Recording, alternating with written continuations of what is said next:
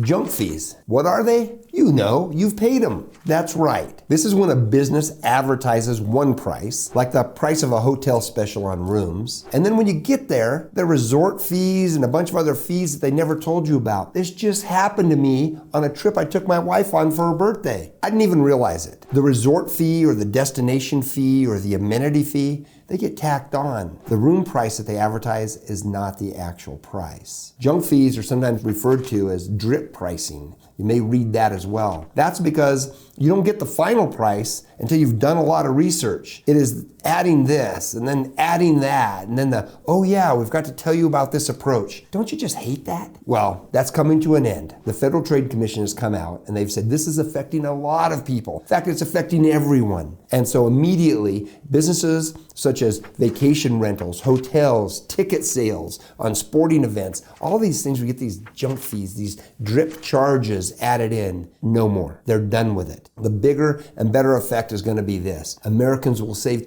tons of time. Right now, it's estimated that we spend 53 million hours a year searching prices.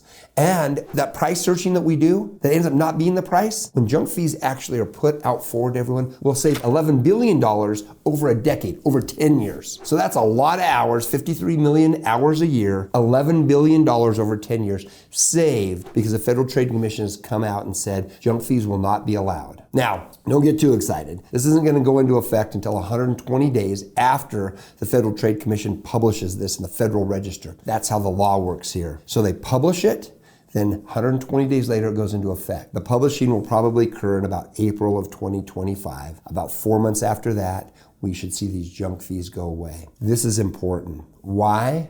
Because it's a legal change that comes about after multiple complaints of bait and switch type tactics. In other countries, this is just the standard. You're not allowed to do this. In most of Europe and the United Kingdom, there are already rules in place and they prevent misleading consumer tactics. Well, we're finally going to get on board with that here in the United States. Here are my thoughts. It's about time. Nothing is more frustrating than the nickel and diming approach that some businesses have done and used and been doing for time. It's just that feeling of, what haven't you told me about? Upfront disclosure, why is it good? Because it's just being honest. And that's what we should all expect. So when people shop around to do something within a budget, they should know what they'll be required to pay. If they're doing their homework, it should just be honest and upfront. The entire amount without any surprises. There shouldn't be any schemes to get you in to then only learn of a bunch of hidden fees after you spent a lot of time and a lot of money. That's not fair. And again, the great news is it's coming to an end. If you see any of these consumer practices out there that you need help with,